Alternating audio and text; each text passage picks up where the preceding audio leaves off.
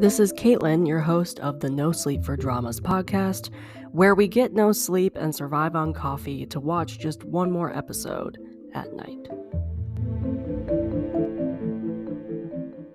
Hello, welcome back to the No Sleep for Dramas podcast. I'm your host, Caitlin, and we are wrapping up February 2025. Unlike January, February came and went. January seemed like it was lasting a year, in my opinion. But February to me was quite fast. I apologize in advance if you hear pounding or something. Somebody in my apartment building is doing something with a hammer, I think. And as always, my cat might be walking in at any time, because anytime I start recording something, she walks in. So that might happen as well. But anyway, let's get back to the wrap-up episode. I still did not complete as many dramas as I wanted to or watched as much as I wanted to in February, but I think I'm slowly finding a rhythm again. I predict that March will be better for me. I'm hoping March will be better for me because I really need to get some stuff watched and stuff off my current watch list, and I need to get my act together here. The world still felt a little heavy for me, but I don't think I was as shocked about it or as frozen about it as I was in January. So that helped. Still stressful, and I don't think that will really go away, honestly, but I'm working through it. And plus dramas are now starting to help with that a little. Basically, at least I learned a little more on how to deal with it and mitigate it. March, I think, will still be stressful, but at least I'll be able to balance it out more, find a routine and stuff. But I still completed more dramas in February, or should have at least, than I did, but I feel better with how I feel right now. So I think March I'll complete a lot more and I'll see a lot more progress. I really need to finish one drama that I've been watching since 2024. So I might kind of make that a priority to finish in March, because I don't want that on my watch list in March, but it might be. I don't know. We'll have to wait and see. But I'm improving. I'm getting better. So that's all that matters. Anyway, wrapping up February. Even though my mood, just like January, was meh, I still completed some dramas in February. And I may have completed less than I did in January, but I think I finished some great dramas. Some of my favorites I watched in 2025 so far. Still working on getting more dramas on my current watch list. I think I've improved. Let me check really quick. In January, I was watching a bunch of animes, and then not a lot of dramas, because one, I was emptying my current watch list, but also I wasn't really interested in a lot. But I now have went from watching 2 or 3 dramas to 5, 6. Well, that's pretty good. That's pretty good, I think. And I hope to complete a bunch of them. Specifically, I really want to finish Strange Tales of Dawn Dynasty Season 1 so I can actually get that off my plate and watch Season 2 and other dramas as well. We'll have to wait and see. But again, going back to what I've completed in February so far, I will repeat this. Probably some of my favorite dramas I watched so far in 2025 I completed this past month. I'm happy about that. The first one I'm going to talk about, I completed 3 dramas in total in February. The first one I'm going to talk about is the Trauma Code Heroes on Call. It's a Korean drama on Netflix. If you guys are new to this podcast or this episode, the format I talk about with this is I go through all the dramas I completed the previous month, and then I go into any dramas I might have dropped in the previous month, and then I go into everything I'm looking forward to. That is the format. If you want to follow along, have more context, whatever, I write all this out on my blog in terms of a blog post, but I use it as my show notes as well. So if you ever want to read along or have the links to the dramas I'm talking about, you can always go to my blog and get those. Back to the dramas. The first one I want to talk about is the Trauma Code Heroes on Call. It's a Korean drama. It's on Netflix. Now, I was a little late with binging this, which is why I didn't finish it until February, because it came out in late January. But this is one of the first things I finished in February, within the first day, maybe first weekend of February. And I know I've been saying this, but I still can't believe I almost did not watch this drama, because it's a medical drama. I usually skip medical dramas because I found I drop a lot of them. That's just not a genre I gravitate towards. But now, since I liked this drama so much, maybe I need to go back and check out some of the other medical dramas with kind of the same concept as this. I think I liked this one so much because it was an action hospital drama, like a action, fast-paced, high-stakes hospital medical drama versus some other ones that probably aren't that. If I can find some that kind of match that same concept, I might need to go back and watch some of those because I know there's a ton of medical dramas that people love and I just have never watched because it's not really a genre I gravitate towards. This one maybe has changed my mind a bit. I really had no dislikes about this drama. It was a fantastic binge. You got found family, you got action, balanced well with comedy, in my opinion. And we all know how I feel about comedy. Yeah, it was a little slapstick comedy, but I think it worked well paired with the type of action and high stakes you get in this drama. You care about the characters and the cases and the outcomes of the cases. I thought the cast did quite well and had some great chemistry. You really become attached to these characters and their outcome and their relationships with each other and when they fail and need to pick themselves back up and the encouragement you've seen between them. You become attached to them and root for them. Supposedly, the writer or director of this drama has confirmed that if this did well, they had plans for season 2 and season 3. It has done very well in terms of ratings, as far as I'm aware. I would love to see a season 2 and a season 3 of this drama. Didn't even end on a cliffhanger. It wasn't a cliffhanger where you immediately needed a season 2. There's definitely more story they could have told, but it wasn't like, oh my God, someone died. Now I have to wait 3 years for season 2 or anything like that. That's a plus for people who don't like cliffhangers, basically.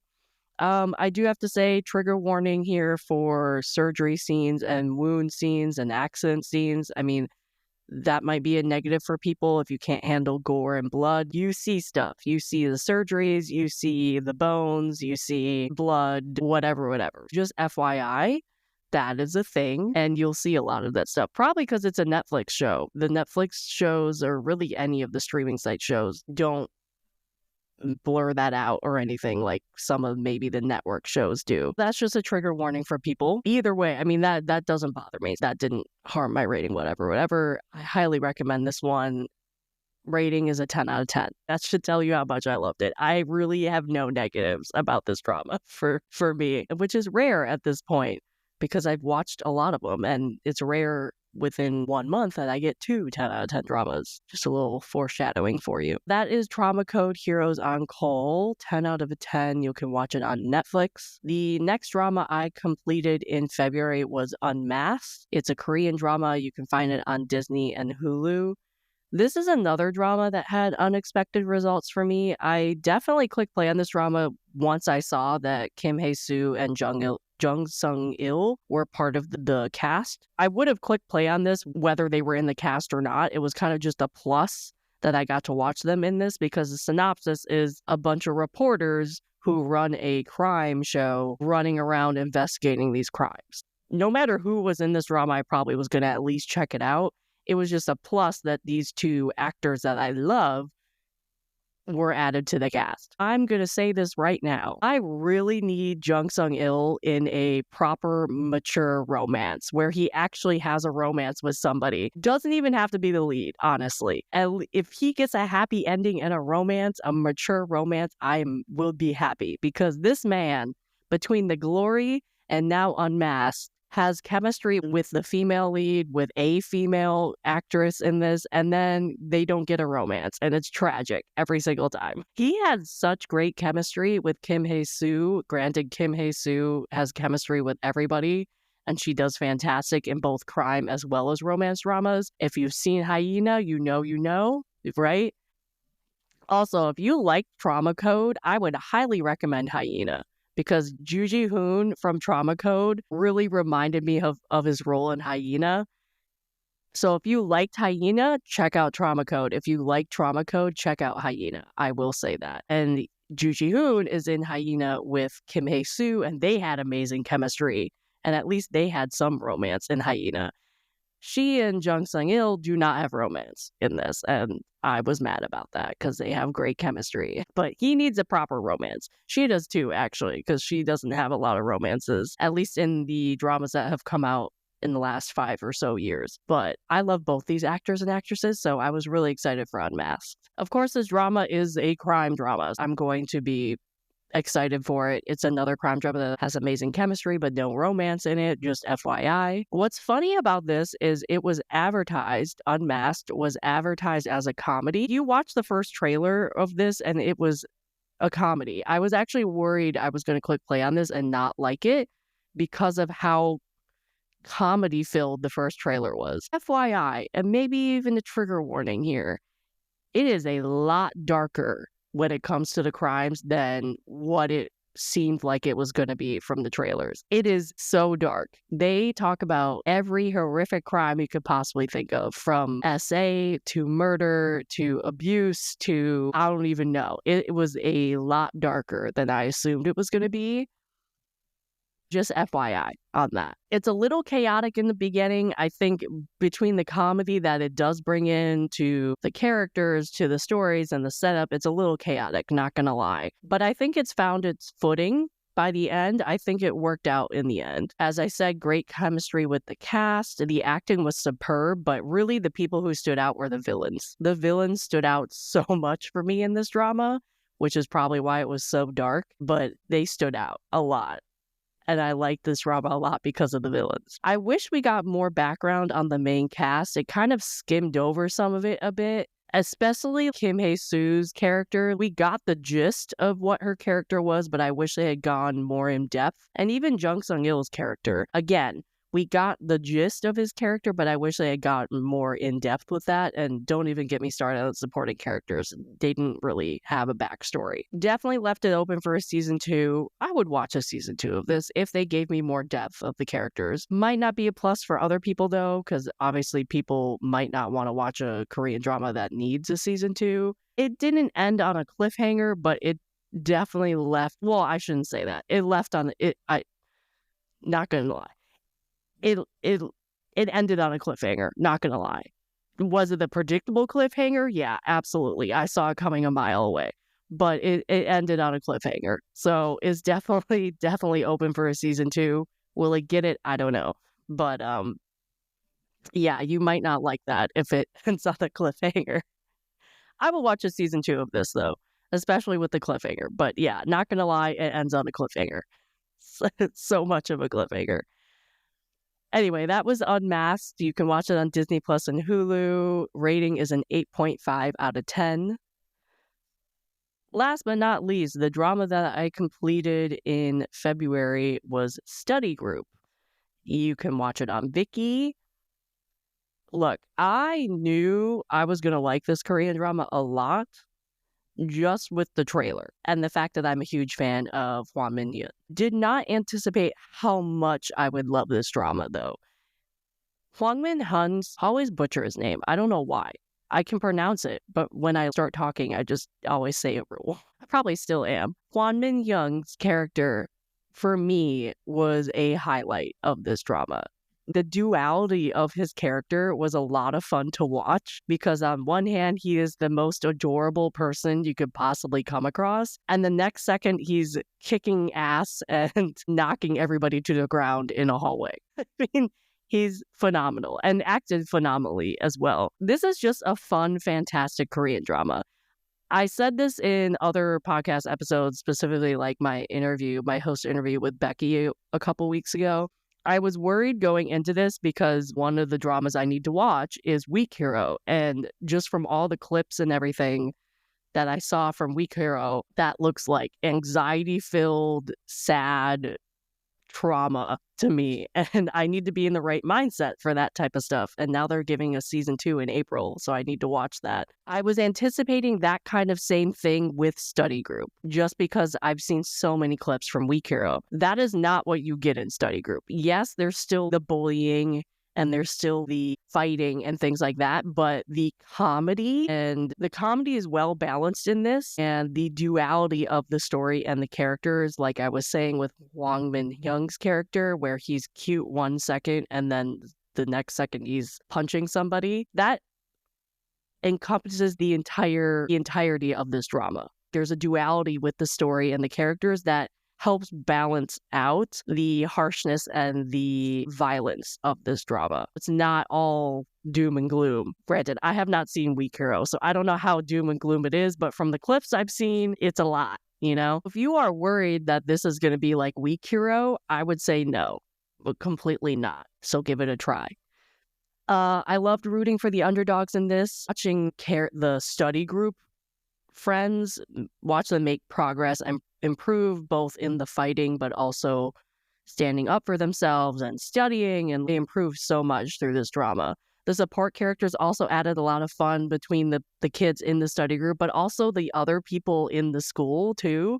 There were some fun characters there. I loved how Wang Bin-young's character really was just collecting people like Pokemon for this study group, but also how he and the other people in this study group affected and changed the other students of the school. What they were doing or trying to do the entire drama affected other people throughout. And I liked how they did that and how that it was shown and how their efforts affected the story and other people as the drama went on. I love that the drama still kept some of the manhwa feel with the special effects and the fighting and the male lead's super fighting abilities. I thought that was a unique aspect of this. The cinematography was fantastic, especially during the fight scenes. Trigger warning, because it's very violent, and some people might not like that. It is violent. Even though there is a good balance of comedy and harshness, it's still very violent. I really have nothing bad to say about this drama. I enjoyed it so much. It pretty much was a binge for me to finish it this week. Rating is a 10 out of 10, and that was Study Group. That is everything that I completed in February.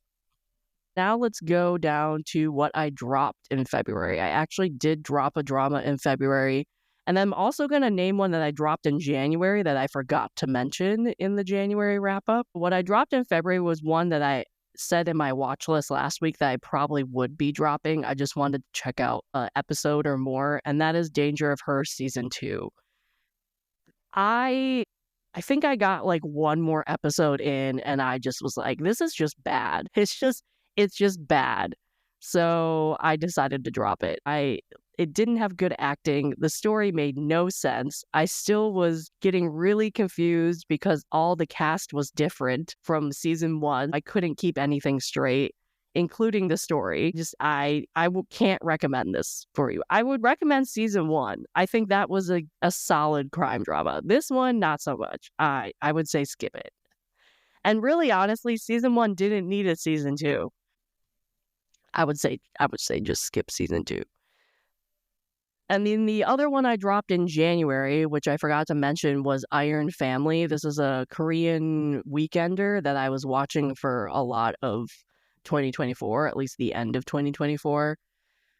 I forgot to mention it in the wrap-up, but I dropped this in January. Realized I'd fallen really far behind, and I was avoiding clicking play on the episodes to catch up, and I basically lost interest in it. And even my boy Kim Jung-hyun couldn't keep me there. That's pretty much why I dropped it. I fell behind and I just was not interested in trying to keep up, or catch up, I should say. I'm still on the hunt for a family weekender that actually keeps my interest and I don't drop it. I think I've had one that I've done that. The rest of the daily dramas I've watched are 30-minute episode weekly dailies, where I'm watching an episode Monday through Friday, not Saturday and Sundays. I don't know. I think just the family weekenders ones don't do it for me. I guess I need like revenge and mahjong tendencies. I think I've finished one family weekender in my lifetime, and I have to remember which one that is. But Iron Family has been dropped, and that was in January. Those are the two dramas I dropped or wanted to discuss being dropped. Let's move to the last section of what I'm excited for in March. I'll tell you, there's a lot more dramas in March I'm excited for. Again, I think it's because I actually did some research and didn't just look at the Korean dramas coming out.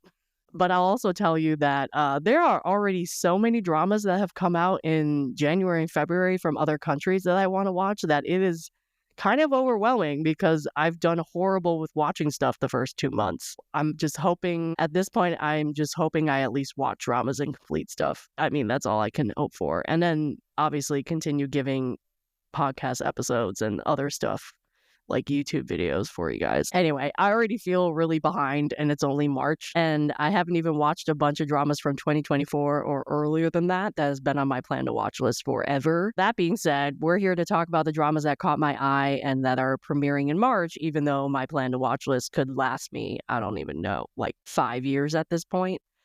I am happy though that I did look into this a little bit and I do have some variety in March. I was afraid that I would not be able to talk about a lot of dramas in March because from the Korean dramas I found, I was only interested in 2. So I was like, oh God, this is going to be a really short episode if I can only talk about 2 dramas. But we have more than 2. That's good. All right, so first drama, usually what happens is I try to talk about this in like chronological order of when they're premiering, not necessarily country.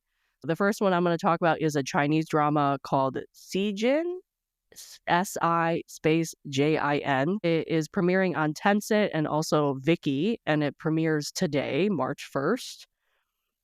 Why am I interested in this? Caitlin, do you have a ton of revenge, rebirth, historical Chinese dramas you still need to watch? Absolutely. Yes, I do.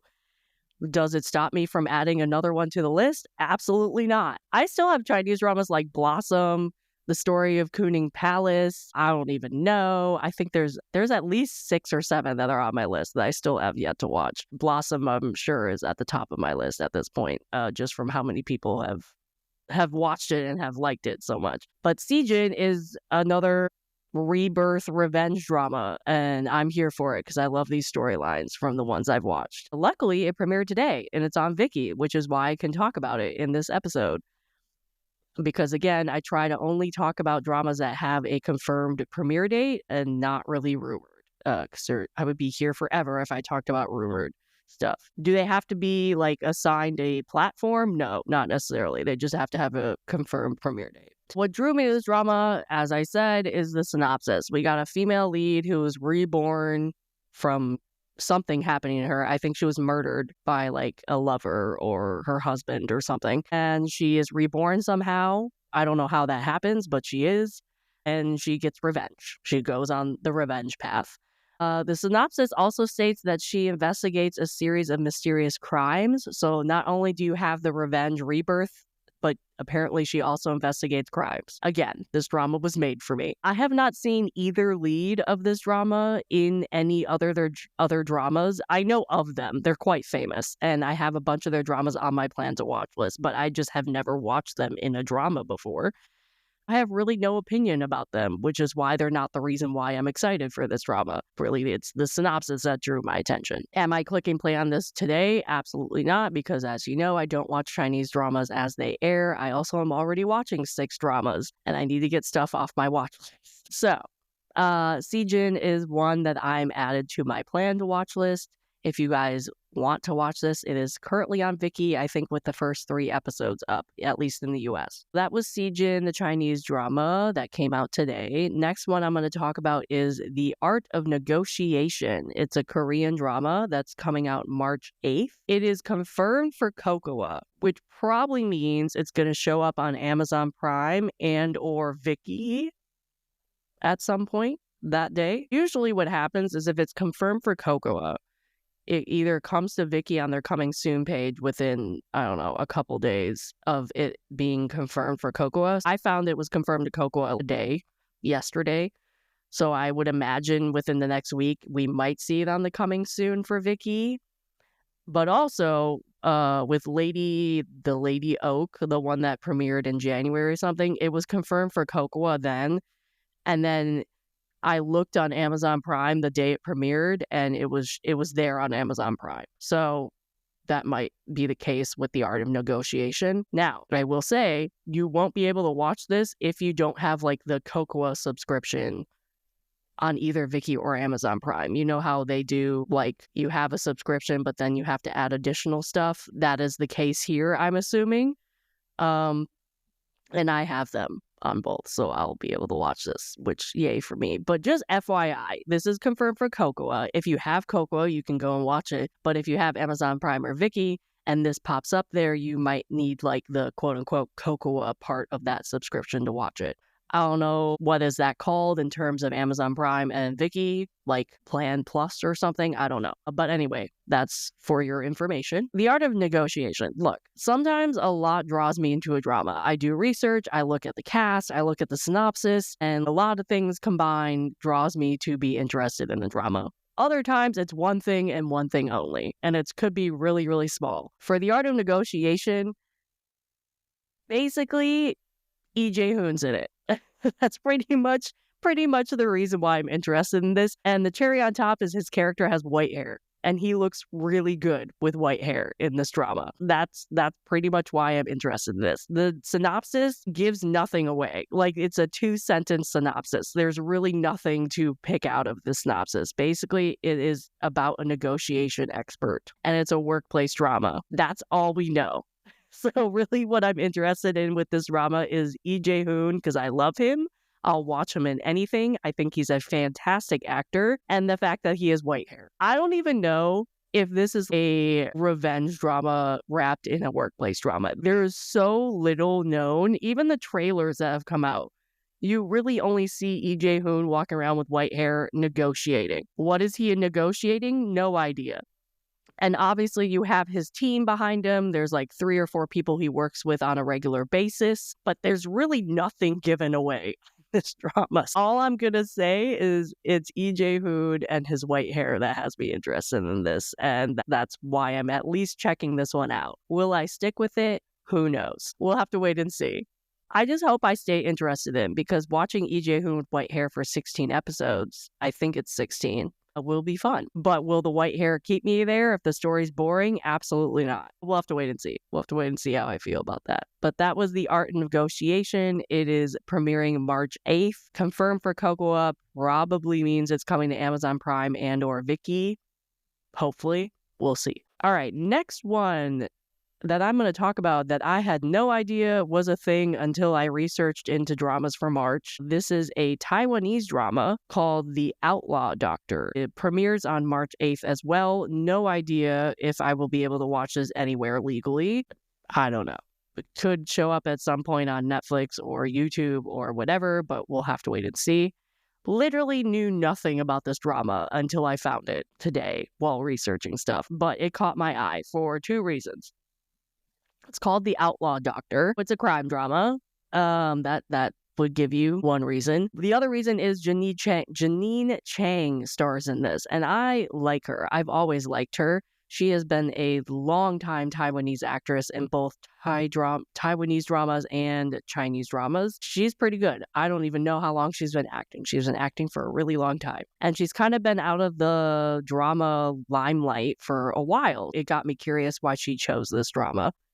Again, I don't know if I'll have access to this drama, but it piqued my interest. The other reason why I got interested in this is because this synopsis that I found and the trailer I found sort of reminded me of the next drama I'm going to be talking about, but it's not the same story. It's called The Outlaw Doctor, and I'm assuming that means it's a doctor that works in an illegal operating room.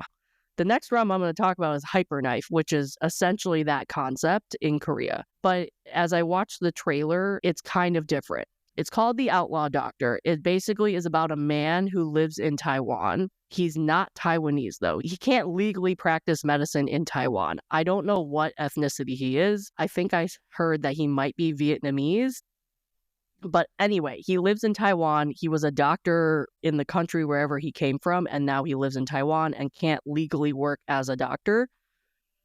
He basically starts doing medicine illegally. He has a back alleyway operating room, basically, where he helps people. And Janine Chang's character is a Taiwanese doctor who discovers him practicing medicine illegally and helps him out. So they both apparently use this illegal operating room to serve the general public, to serve criminals with this illegal medical practice. Apparently finding romance along the way.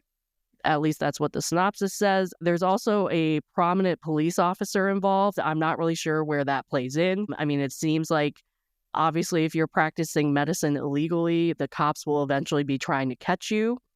So that may come into play.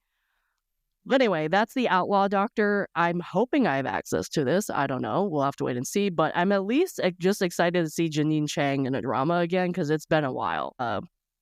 And this one looks interesting. All right, moving on. That was Outlaw Doctor, a Taiwanese drama. Moving on to the next drama is a Korean drama called Hyper Knife. I know I have mentioned this at least once in my most anticipated Korean dramas of 2025. I was not anticipating this coming out in March. I thought it was at least going to be June, but here we are. It is a Korean drama coming out on Disney, and I also confirmed today that it will be coming to Hulu as well in the US. It's supposed to premiere on March 19th. I can't confirm it's actually going to come out on March 19th. It might pull a Buried Heart and come out the next week or something, but I at least found a Google article that said it will be coming to Hulu.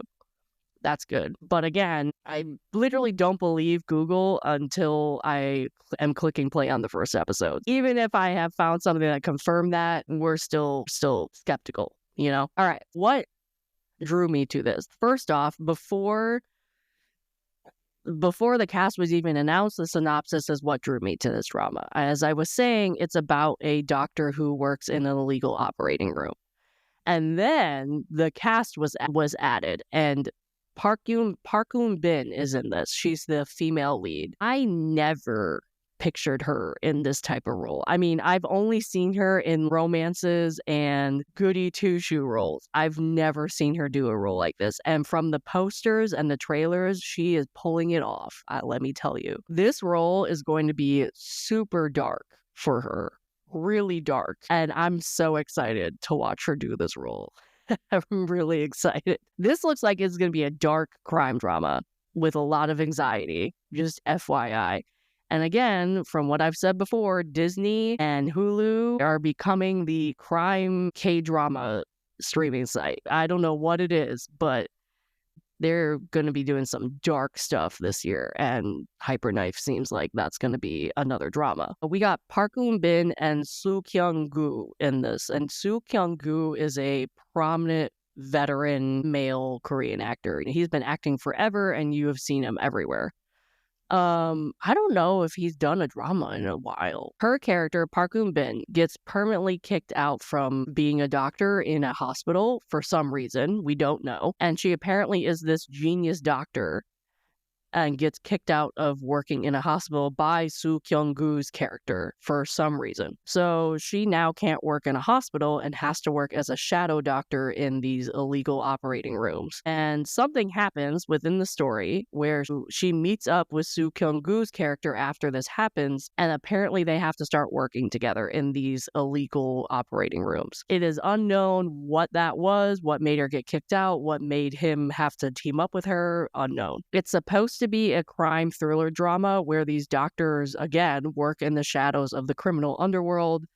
I'm guessing they'll also, because there's obviously friction between these characters because he kicked her out, they're going to have to face that as well. I'm curious how they'll work together. I'm also curious, like, why was she kicked out? Why is he seeking her out? Maybe what their whole dynamic is going to be. Because even the poster, it looks like she really, really wants to kill him. So we'll have to wait and see what happens with that. Again, it has been confirmed for Hulu from what I can find, but I don't believe it until I am clicking play. But Hyper Knife has been one of those dramas I've been looking forward to since the last year. I'm surprised, but really excited we're getting it in March. That was Hyper Knife. It's supposed to be on Disney and Hulu March 19th. All right. The next one I'm going to talk about is a Japanese drama. It's also coming to Disney Plus and Hulu March 19th. I did confirm that via Google as well. Again, not believing it until I click and play. And that is Gannibal Season 2. And now you might ask, Caitlin, have you watched Season 1? No, I have not yet. And I know people who have seen Gannibal Season 1, they're probably really surprised that I haven't watched Season 1 yet, because this is a horror crime Japanese drama. And I've heard it's amazing and really good. Partly I just am horrible at watching Japanese dramas as it is. This has been on my plan to watch this for a while. And I think I also heard that a season 2 was supposed to happen, which is why I also haven't watched season 1. But now we're getting season 2 in March. Now I have to watch season 1. And I'm hoping that will make me watch season 1 because I want to watch season 2. This horror crime Japanese drama apparently is up my alley. I've been wanting to watch it for a while. From what I know about it, and I don't know much because I've been trying to avoid spoilers. I'm not going to spoil it for everybody. It's about a police officer who gets posted in a remote village for some reason. I don't know why. Like, is he a new one? Is he just out of training? Did he do something bad that he got exiled to the remote village? I don't know. But he arrives in this village and discovers something is wrong.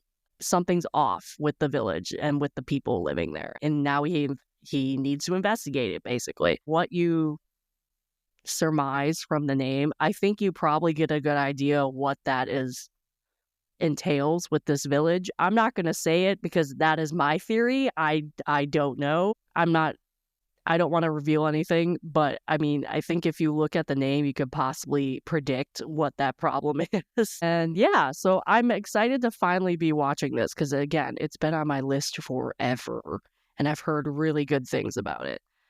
I just need to watch season 1 before I watch season 2. Hopefully I can watch season 1 and then go straight to season 2. I think it's 8 episodes each. It's not even that long. It's not going to be like another Strange Tales of Tang Dynasty where I'm watching it forever because it's 30 episodes. Hopefully, fingers crossed. But yeah, the posters and the trailers of this look super dark and super big anxiety of this. So right up my alley, but a FYI to people who that's not their thing, you might want to skip this one. And the poster for season 2 looks just as creepy and dark as well. That was Gannibal season 2 coming out March 19th on Hulu and Disney+. The next thing I'm going to talk about, I have 2 more things. And again, I'm really surprised I have so much stuff. Will I find the time to watch everything? I don't know. The next one I'm going to talk about is a Korean movie that is coming out on Netflix, which caught my eye. It is called Revelations. It premieres on March 21st. This caught my eye for 2 reasons. One, it's coming to Netflix, and it's a Netflix movie, like they made it. It's easy for everybody to watch. I have multiple Korean movies I actually have yet to watch, specifically crime ones. Second reason, it's a crime movie. It's a dark crime movie. Easy pickings for me. Easy reason why I'm watching this or want to watch it. Because as I've said countless times, I'm interested in crime stuff. When I looked further into this movie, I assumed one thing and it actually is something completely different. So at first, I wasn't going to watch this because you give me a synopsis of a pastor in a small town, I immediately think possession and demons. And that is one thing I really do not like watching. I mean, there's a lot of great Korean possession dramas and movies out there that I refuse to watch because I'm scared out of my mind about possession and stuff. One day I might watch it. I mean, there's like The Wailing, for example, that I have tried to watch multiple times and I can't get myself to click play. I think there's one, I think it's called The Curse, which I think is getting a season 2 this year and a lot of people love. I just have not gotten the courage to click play on that. There was a one from last year too on Hulu. And I want to say it's like Revelations or something, but I don't think that's right. But again, it's about a girl being possessed. Again, I didn't watch that one yet, and I heard it's amazing. I was assuming it was going to be that, where it was a possession thing, and I was going to completely skip this movie. But then I read the synopsis, and it sounds like it's not a possession thing. It's just a straight-up crime movie. Apparently, it's about a pastor who lives in a small town who encounters an ex-convict who shows up. And he discovers, I'm not going to reveal it, but you can go to MDL if you want to discover what he discovers about this convict. He discovers he has a direct relationship with this ex-convict for some reason. I feel like that's spoiler, so if you want to find that out, you can go read it on MDL. But he is now faced with a dilemma of how to deal with this relationship and how to deal with the ex-convicts. The dilemma he is dealing with is does he have society and police take care of the convict and deliver justice to this convict, or does he do it himself? And apparently that is the whole dilemma and question of this movie. And then you have a cop trying to chase this convict down. Them 3 relationships, the cop, the pastor, and the convict, apparently in this movie. The trailer looks really dark. Again, it's a crime movie, but something that caught my eye, and I figured I'd talk about it because it's coming out in March. All right, the last one I'm going to talk about is a Thai drama that I don't know if I'll have access to, but immediately when I saw this, I was like, oh, okay, I'm super interested in this. It is called Homeroom. It premieres March 28th. No idea if it's coming to YouTube or any other streaming site or whatever. It might just be another drama floating out there that I eventually might see. The reason why this caught my eye is because it is a remake of a Japanese drama that I have been trying to watch forever. And because I have never gotten access to it, I've never seen it. This is a remake of the Japanese drama, and this is the English translation. Class A, All of You Are Hostages. If I ever get access to this drama, I am immediately watching it because it looks bonkers and crazy and right up my alley. And I feel like the concept that I'm going to explain to you in this synopsis, I've seen Thai dramas pull this concept off well. So I think there's potential with this, that it could be good. Because sometimes these Thai remakes, because I've seen the Thai remake of like Voice, or I think it was Tunnel. I did not like them. I did not. It was like the exact remake of the Korean drama, and the Korean drama just did it better. But other like original stories that are like Homeroom and like Class A, All of You Are Hostages that Thailand has done that are not copies have, in my opinion, gone over really well and have worked out really well. I'm hoping this will be good. And maybe because I haven't seen the Japanese drama and I have no idea what happens in Japanese drama, that might work in my favor as well. But again, I had no idea this existed until I researched dramas that are coming out in March. Again, I don't know if I'll have access to it either. But basically, it is about a homeroom teacher who takes his class hostage right before graduation. They are graduating in, I don't know, 2 or 3 days. And he does this, he takes them hostage because apparently a student died 3 or 4 months prior, and he wants to figure out how and who did it and why. And he won't let these students go and won't let them graduate until they figure out the truth of it all. Apparently, the Japanese drama is very high tension, high stakes. People die. It's very gruesome. I'm anticipating the Thai drama to be the same. I've heard really good things about the Japanese drama. The Japanese drama is praised for how good it is, especially with the acting. I'm really curious about this one. Also, the actor who plays the teacher is Mew, who I like a lot. I've seen him in other dramas. I didn't recognize any of the other cast. There's about, I don't know, 9 or 10 students that apparently are very prominent in the cast. They're in the poster. I don't recognize any of them. But again, I don't think I've watched enough Thai dramas to recognize a lot of the actors and actresses unless they're very, very, very famous, like Mew. Mew is very famous.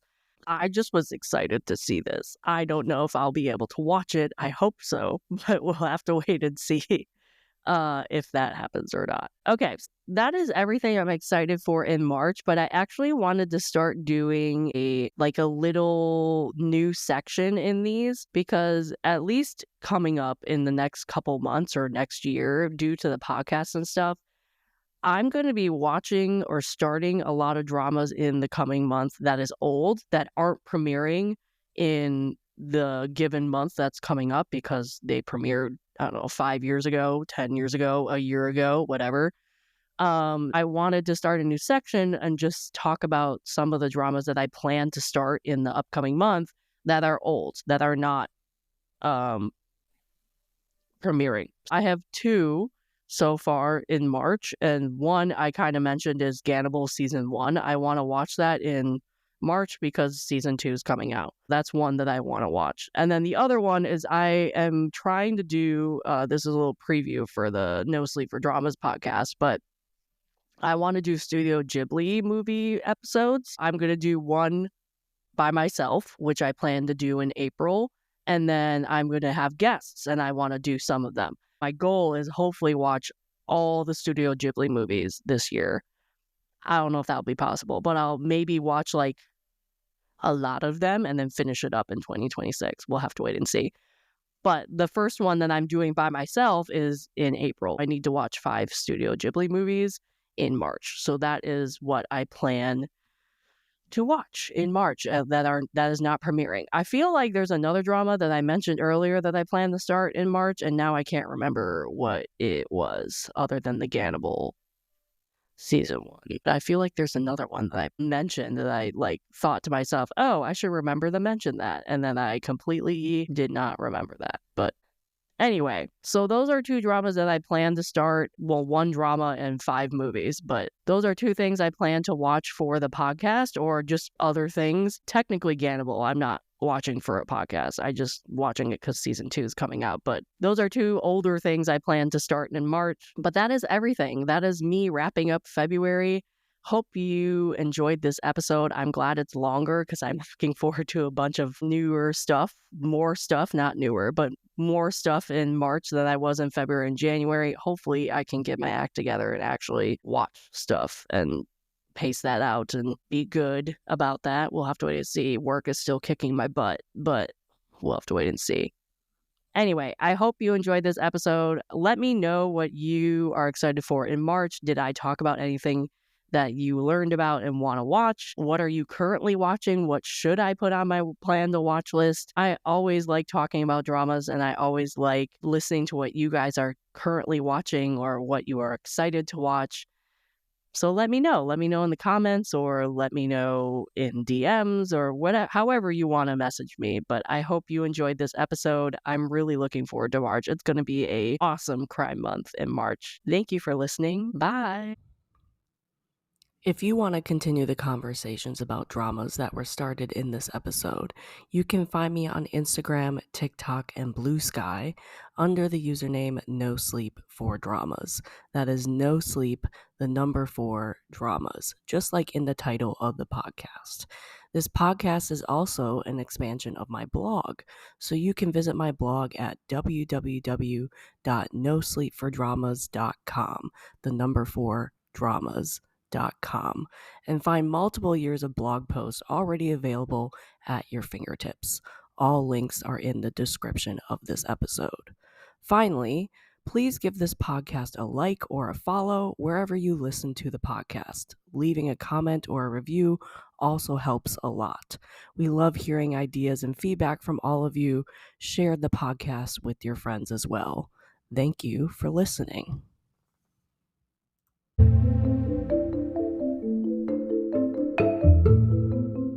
This has been an episode of the No Sleep for Dramas podcast, and I am your host, Caitlin.